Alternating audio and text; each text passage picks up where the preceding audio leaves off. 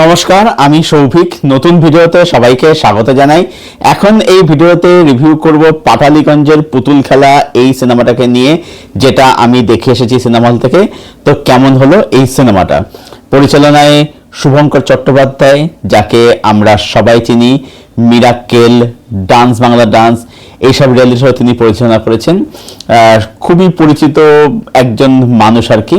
তো ছবির মধ্যে ফিচার করছেন পরাণ বন্দ্যোপাধ্যায়, দিতিপ্রিয়া রায়, সোহম মজুমদার, তার সাথে রয়েছে এখানে দীপঙ্কর দে, রজতাভ দত্ত, তনিমা সেন, লোকনাথ দে এবং একটা ক্যামিও অ্যাপিয়ারেন্সে রয়েছেন এখানে মীর। তো পাটালিগঞ্জের পুতুল খেলা ছবির গল্প সম্বন্ধে যদি ছোট্ট করে একটু তোমাদেরকে ধারণা দিই। পাটালিগঞ্জ হচ্ছে একটা গ্রাম। সেই গ্রামে বিভিন্ন ধরনের মানুষ বসবাস করে এবং সেই বাড়ি মানে সেই গ্রামটাতে হচ্ছে সবার বাড়ি হচ্ছে পাকা বাড়ি, মানে ঢালাই করা ছাদ ঢালাই রয়েছে।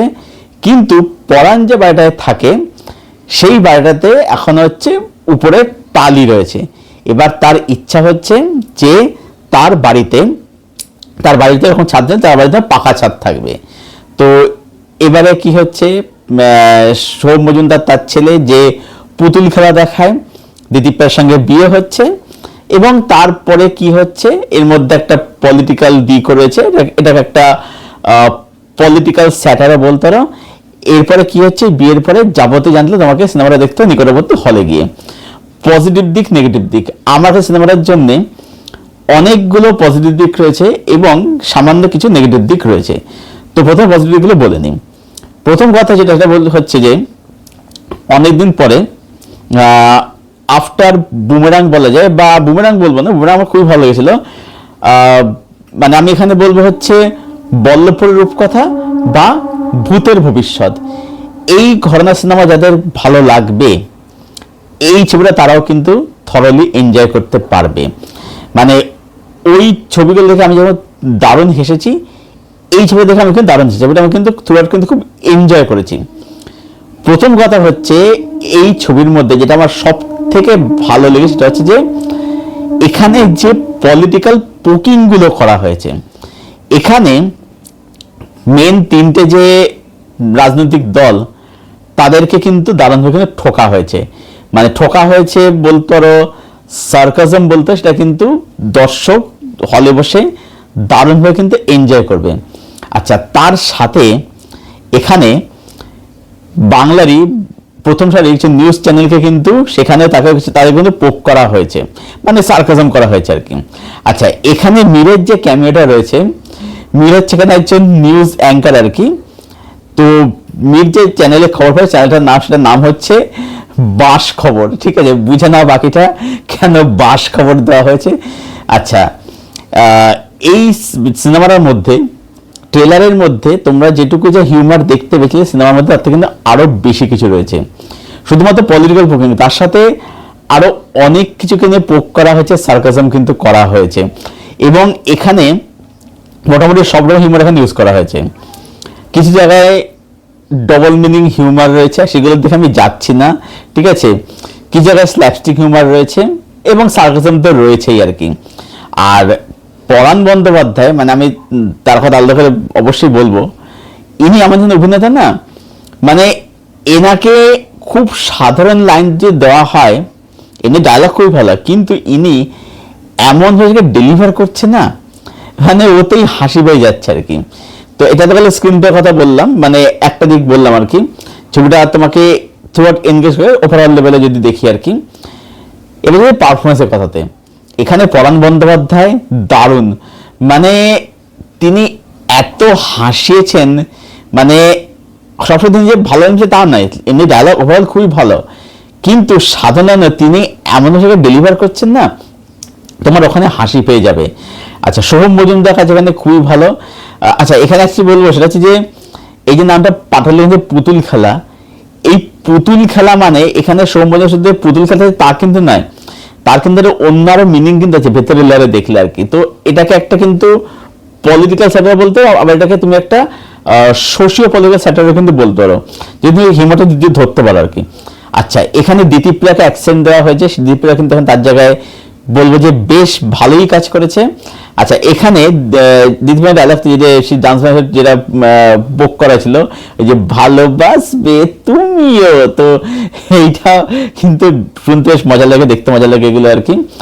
আর এছাড়া দীপঙ্কর দে এখানে একটা মানে একটা গুরুদেব চরিত্র অভিনয় করছে, তো তার ক্যারেক্টারের মধ্যে দিয়েও কিন্তু সেখানে একটা পোকিং আছে, সেটা আমি বলবো না, দেখলে তো বুঝতেই পেরে যাবে কি পোকিং রয়েছে আর কি। তো মোটামুটি মানে সিরিজ বলবো যে পারফরমেন্স এবং স্ক্রিন প্লে সিনেমাটা তোমরা কিন্তু এনজয় করতে পারবে। আচ্ছা, টেকনিক্যালি ছবিটা কিন্তু বলবো যে যথেষ্ট ভালো। ছবিটা একদম গ্রাউন্ডেড রুটেড একটা সিনেমা, যেখানে তুমি ভালো ক্যামেরার কাজ, শট দেখতে পারবে, একদম ন্যাচারাল কালার গ্রেডিং দেখতে পারবে, তারপরে হচ্ছে মেকিং বলি সেগুলো অবশ্যই কিন্তু বেশ ভালো, মানে একদম রুটেড বাংলা গল্প, সেটা কিন্তু বোঝা যায় আর কি সিনেমাটা দেখার সময় আর কি। আর এছাড়া তনিমা সেন আছেন, যারা আছেন তাদের জায়গায় সাপোর্টিং কাস্টে ভালো কাজ করে, অজয় দেবদত্ত খুব ভালো কাজ করেছে এখানে আর কি। তো মোটামুটি এইগুলো ছবির মধ্যে পজিটিভ দিক। এবার ছবি নেগেটিভ দিকে, এই ছবিটার মধ্যে আমি স্ক্রিন প্লে যে প্রশংসা করি এটা কিন্তু মূলত কিন্তু ফার্স্ট হাফের জন্যই প্রশংসাটা করলাম আর কি। ছবির সেকেন্ড হাফ কি খারাপ? না, খারাপ আমি বলবো না।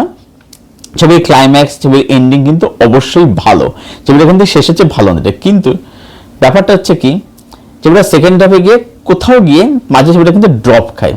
কেন ড্রপ খায় তার কারণ হচ্ছে এই পরিচালক শুভঙ্কর চট্টোপাধ্যায়, তিনি যেহেতু মিরাক্কেলের মতো শো যেহেতু তিনি পরিচালনা করেছেন আর কি, তো যে কারণে কি হচ্ছে এই ছবির যে ক্যারেক্টারগুলো বা ক্যারেক্টার ডিজাইন যেগুলো সেটা অনেকটা না মিরাক্কেল ঘেঁষা, এবং এর যোগগুলো বা যে সার্কাস সেগুলো কিন্তু অনেকটা বলবো না, কিছুটা কিন্তু হলেও কিন্তু একটু কিন্তু মিরাক্কেল ঘেঁষা। কারণ মিরাক্কেল আমরা কিন্তু ধরনের পোকিং, সার্কাজম, কোন একটা পলিটিক্যাল দলকে, তিনটা দলকে ঠোকা হয়েছে আর কি, দলকে ঠোকা, এগুলো কিন্তু সেখানেও দেখেছি।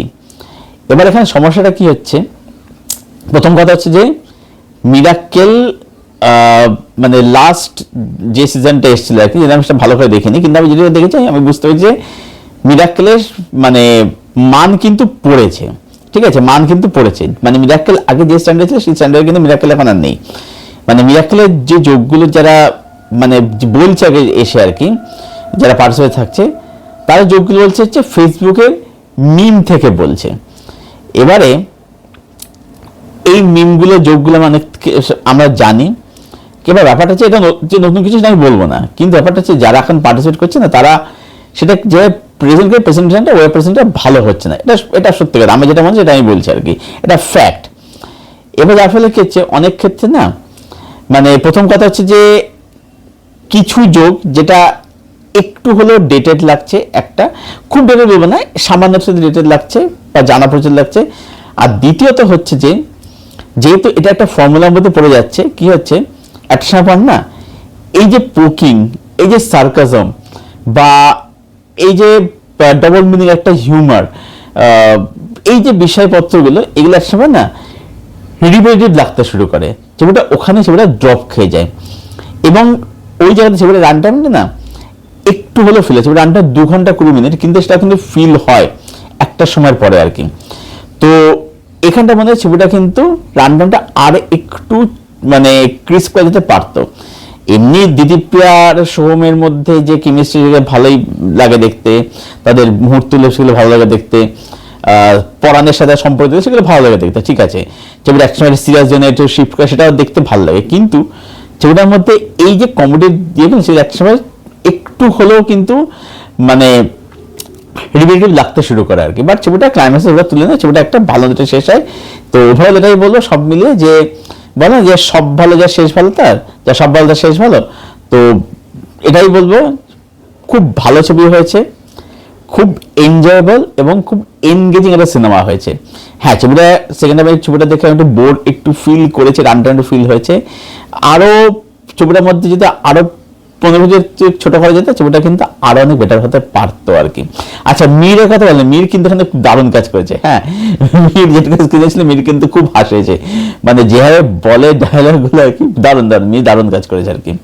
তো সব মিলিয়ে আমি এই সিনেমাটাকে রেট করব 8 আউট অফ 10। আমার সেটাকে থ্রুআউট কিন্তু দারুণ লেগেছে।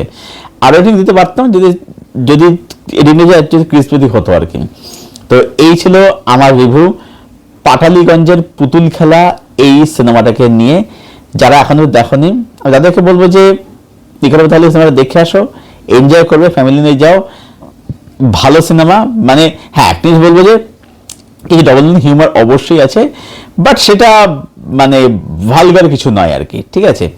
তো এসব আমি বলে যাও সিনেমাটা পরিবার নিয়ে বন্ধু নিয়ে যাও, দেখো, এনজয় করো, জানিও কমেন্টে কিরকম লাগলো। আর যাদের ছবিটা দেখা হয়ে গেছে তোমাদের কি ওপিনিয়ন কমেন্টে অবশ্যই শেয়ার করো। ভিডিওটা ভালো লাগলে লাইক করো, শেয়ার করো, চ্যানেলটাকে অবশ্যই সাবস্ক্রাইব করে দিও, পাশের বেল আইকনটা প্রেস করে যাতে এরকম আরো রিভিউ এরকম ভিডিও আসলে তার নোটিফিকেশন সহজে শীঘ্রই পেয়ে যাবে। ভিডিও কিন্তু শেষ করছি, আবার দেখা হচ্ছে তোমাদের সাথে খুব শীঘ্রই নতুন কোনো একটা ভিডিওর সাথে। ততক্ষণ যেন সবাই খুব ভালো থেকো, সুস্থ থেকো, সিনেমার সঙ্গে জুড়ে থেকো।